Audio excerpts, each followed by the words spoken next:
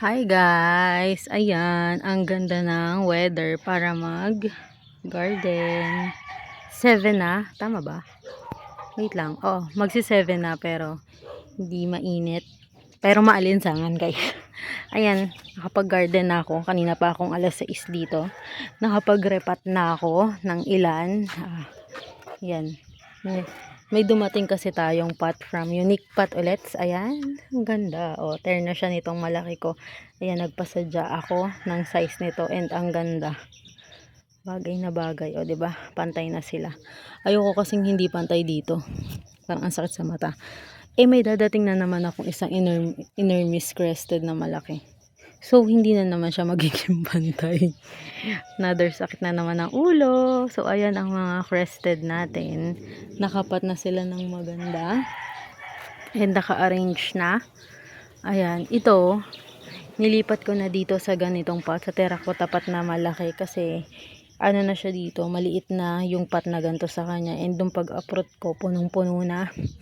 Ayan. So, ayan. Nilipat ko na siya dyan. So, lalaki na siya dyan ng mas mabilis. Yan, nagrepat na ako ng ilan. Ito, inirepat ko na din siya. Galing siya sa ganitong maliit. Nilipat ko na siya dyan. Basta pagka nakikita kong kailangan niya na i-repat, i-repat ko na sila pag may available na pot. Gaya nito, kailangan ko na din siya i-repat. Pero wala pa akong pot. Pero I think sa ganito ko na lang din siya ilalagay. Total, hindi ko naman sila ilalabas. Kaya hindi ganun kabilis yung paglaki nila.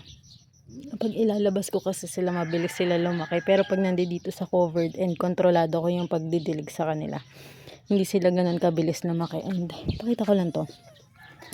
Ito yung naman ko kay Erda. Yan, from Benguet. Ayan, medyo nagka-sunburn yung middle part niya. And nagbablock na siya. Tingnan nyo yung mga spines niya. Mamaroon na. Ayan, nabili ko to lime na lime yung color. Ayan, kalimitan sa mga crested Inermis nagiging ganyan yung color. And then ito, yung mga nagiging red. Yan, mga galing Thailand din yan. Hindi ko na matandaan kung galing kay Green Zone ba to or kay Caitlin's. Kasi madami akong binili sa kanila nung nakaraan. Ayan, then ito yung last na binigay sa akin ni Sis Emerald. Kung makikita nyo, ito dapat nung natanggap ko green. Ayan, ngayon dahil na-stress, sobrang init, nagiging red na din siya. Pero magiging green ulit yan kapag tinago ko. Nasa unahan kasi siya, kaya pag sikat pa lang ng araw sa morning, tutok na sa kanya. Kaya mabilis siyang na-stress. Ayan. Then ito yung kauna-unahan kong crested Inermis. Yan, may mga tinik siya, pero pagka nagtagal, malalaglag na yan. And may mga babies siya, oh. Ang galing. Nagbe-babies din pala to, no? Ngayon ko lang din nakita. Yan. Siguro na to, 3 years na siya sa akin. Hindi siya ganun lumalaki kasi controlled ko yung roots niya. Yan, ngayon ko lang ulit siya nilipat sa malaking pot na ganito. Nung una sa ganito siya. Then pag uproot ko punong-puno, diba? Alam ko may vlog ako doon. So nilipat ko siya dito para maganda. Kasi nga, gagawin ko siyang centerpiece ng aking collection. Siya ang isa sa pinakamalaki. Yan. Siya talaga ang pinakamalaki sa mga Inermis ko. Ayan. Though hindi siya yung pinakamahal kasi mas mahal yung binili ko ngayon lately. And hindi pa siya dumadating. So, waiting pa lang din ako. And then, ito yung Inermis crested ko. Ayan. Ang bagal niya lumaki kasi hindi ko siya inilalabas. Takot na takot ako mamatay siya kasi ang mahal niya. So, hindi pa siya nadadagdagan. Kasi alam niyo naman ako kung bumili, quality over quantity. And wala akong pera. Kaya ganun. Kaya I make most of my resources. Kaya pagkakakita ko, hindi agad ako bibili. Nagbibigay ako ng time frame. Kunwari, mga 30 minutes after i-post. Ganyan. Pag hindi pa siya namamind, sa akin talaga siya. Or natutulog muna ako kinabukasan. Pag di pa siya namamind, ibig sabihin for me talaga siya. Ayan, may ganun akong thinking. Kaya hindi agad ako nakakabili. Ayan. And then, ito yung mga Inermis pa nating iba from Astro Papa. Ayan, ang dami nila. Meron pa dun sa kabilang rack. Ayan, marami akong gagawin next week. Kasi magpapalit ako ng plant rack. Actually, hindi naman sa magpapalit. Magdadagdag. Magpapawelding ako. And then, ito pipinturahan ko na to. Kikis-kisin ko yan. Pipinturahan natin yan. And kung mapapaweldingan ko siya ng poste para malagyan ko ng bubong. Yung kahit ganong bubong lang, yung trapal. Kasi magtatag-ulan na. I don't know kung may matitira pa sa aking bibilhin na bakal. Ayan, kasi papalitan ko ito. Ayan, yung dalawang plant rack. Bali, ganyan kahaba yung ipapa-welding natin para siya yung kapalit neto. And then, itong rack na to, mapupunta na siya dun sa labas. So, ayan, continue. May dumaan kasi. And may papakita ko sa inyo, guys. Ayan, ito na yung seeds ko. Yan, na pollinate. So, ito yung mga crested. Yan. Actually, meron pa dito. Yan. Ayan, nag-harvest tayo kanina. So, marami tayo ulit aayusin mamaya.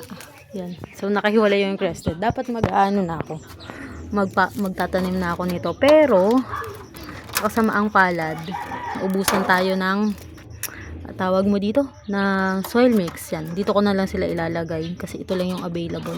Ito yung pinaglagyan ng leche plan ng fiesta. Ayan, ayusin ko na lang.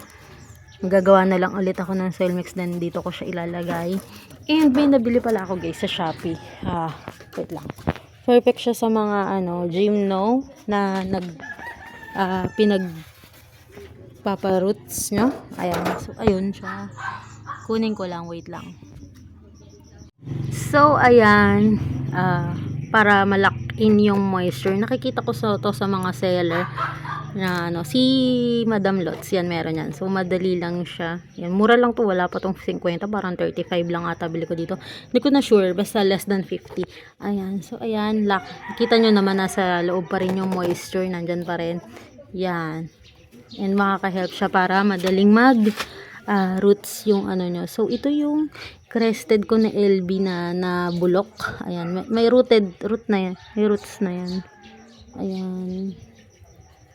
Ay, yun nga lang, nagkaano siya. So, ayan, rooted na siya. Ililipat ko na to sa, hindi dito. Ililipat ko na siya kasi nag-aamag siya pag dito. Baka mahawa pa yung iba. Pero itong mga iba na nandito, rooted na. Ayan, oh. May roots na. Ito yung pops ng flower field. Ayan, may roots na din. Yan. So, ayan yung mga koripanta ko na in-miss, yung mga baby niya nilagay ko dyan. So, ayan, ganyan. Yan, hindi pa ulit ako nakakakuha ng ibang pops para ilagay dito. Ayoko munang manguha ng pops kasi di ba nga pa ako. Wala na akong space. So, ayan, dyan muna natin. Ayan, and then nandun pa rin yung mga gymnos natin. May bago akong tanim. Ayun. Hindi ko lang kung meron na siyang, kung meron na siyang suloy. Pero, check pa natin. So, yun lang. Wala naman bago dito. Ganun pa rin yung itsura niya. May mga nadagdag lang and nag-grip. Yun pa rin sila, nire-repat ko lang para maganda sila tingnan. Lalo na yun nandun sa plant truck ko na yan. Hi guys. So, ayan. Another vlog again, pero idudugtong ko na lang dun sa kanina kasi nauputol yung vlog ko. So ito guys, papakita ko sa inyo itong mga lactea ko. Ito is special request ni Sis Emerald. Nagtatanong kasi siya kung ano yung mga light requirements ko sa mga lactea ko. Yan, kung anong ginagawa ko sa kanila para magstay na buhay. Yan, wag nyo nang intindihin yung rako na sira-sira. So ayan, ito yung mga lacteas ko. Yan, then ito yung pinakamalaki ko. Ito yung 5 years old ko na lactea. Yan, malaki talaga yan guys. Ayan, teka lang, hindi pa kasya pa rin. Ayan, ganyan siya kalaki. And light requirements ko sa kanila. Kung mapapansin nyo dati, nasa loob siya ng may bubong ko. And then doon, filtered sunlight sila. Hindi ganun kaliwanag, pero enough na para mag-color sila. So ngayon, andi dito sila sa mas maliwanag na part. Dito sa may terrace namin. Ayan. So, all throughout the day, maliwanag dito and mga bandang 10 to 12, yan. May sunlight sila dito. Yan, yung rack na yan. And din dito, kasama din itong nasa baba. Mag-give sila ng sunlight. Pero ngayon kasi makulimlim. And kung makikita nyo, nag-color na siya. Ito yung green ko. Ito yung isa sa pinakamalaki. Ayan. Kung makikita nyo, active growing yung aking lactea na ito. And ito yung nabili ko na may ganito. Yan. may pinga siya due to shipment, pero okay lang. Ayan, okay na siya, and ayan, mas malaki na siya. Kung makikita niyo yung tips, ayan, buhay na buhay. And isa din sa reason kaya inilagay ko sila dito sa may terrace namin, kasi pag nandoon sa rack sa loob, oo, safe sila. And ibabalik ko din naman sila doon once na mag-start ang tag-ulan. Ayan, yun nga na pag nandoon sila, hindi ko sila maliguan ng ayos, kaya nagkakaroon sila ng agyo.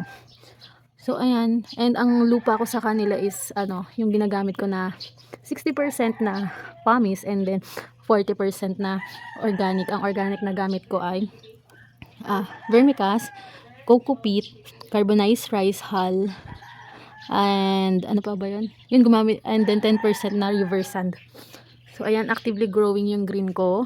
And then ito yung isa kong green na malaki. Ayan, nagkaroon siya ng ganyan. Hindi ko alam kung ano yan, pero I think it's ano yan, sa pagmamature na. Yan, inikot ko kasi to, pinaliguan ko kasi yung likod niya puro agyo, so ikot ko ulit siya. Wait lang, malaki kasi siya, and masasagi niya yung ano ko. Yan, dahan-dahan lang. Ayan, may ganyan siya, matured na siya. And then kung makikita nyo din dito sa green na to, actively growing din siya. Ayan, and then ito pa yung isa kong yellow green. Yan, itong yellow green na to, ito yung favorite ko kasi ang ganda ng color niya, and isa to sa maselan. Naseselanan ako sa kanya kasi mabilis siyang mabulok. Kaya lagi ko siyang chine-check if may something ba sa mga tips niya and sa loob niya. And kung makikita nyo yung form niya, patiklop dito, kaya malaki yung possibility na maipunan din siya ng water dyan sa loob. Yan, kaya kung magdilig ako sa kanila is umaga para all throughout the day nahanginan sila and matutuyo sila, may time sila matuyo. So ayan sila, and then ito naman yung iba ko. Ayan, nagkaroon na naman ako ng casualty sa lactea ko. Ayan, tingnan nyo, hay nako. Ayan, so nabulok ang ating white pinkway. Yan, nung nakaraan ganito lang to. Ayan, ang laki na. Ang hirap pa namang mag-save ng ganito. Hay nako. And ito pa yung neon ko. Ayan, ito din oh. Tanggalin na din natin to. Bakit kaya bubulukan ako ngayon? Kakainis kasi yung panahon, taas ng humidity.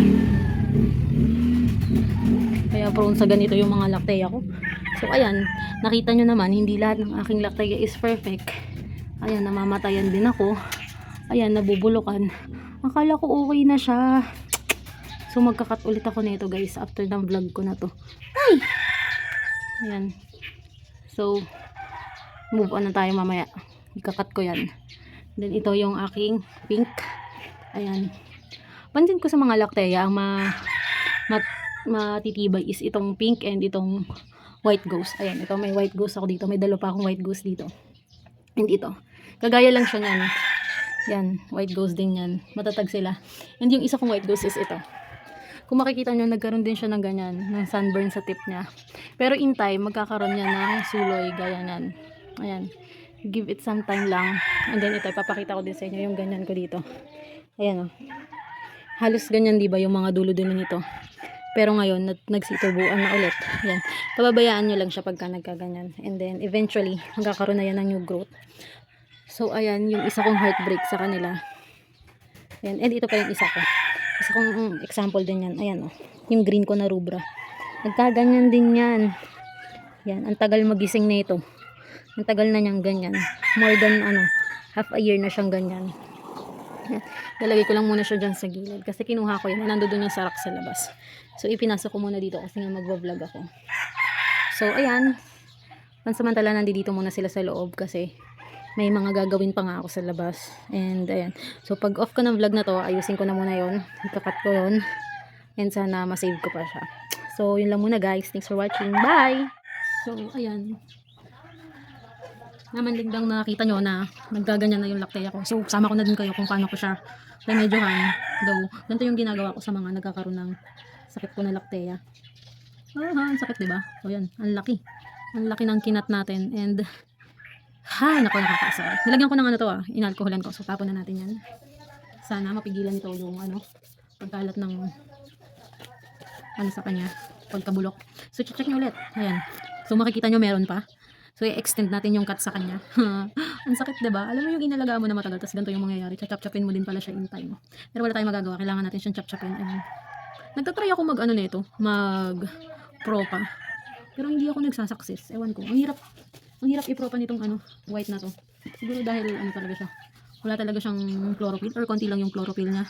Ayun o, medyo malambot pa dito. So, extend ulit natin yung cut. Ayoko na mga gantong tagpo sa lactea ko. Ayan. Kasi kailangan mong ubusin yung mga unhealthy part ng ano niya. Kasi pag hindi mo inubos yan, mahahawa lang, lalaki at lalaki lang yan. Kasi pagka nagkakaroon ng ganito yung lactea ko, hindi na siya nagsusurvive. Pero yung green ko, nung nagkaroon ng ganito, nakasurvive siya. Pero itong pagka mga ganitong color, medyo alanganin ako.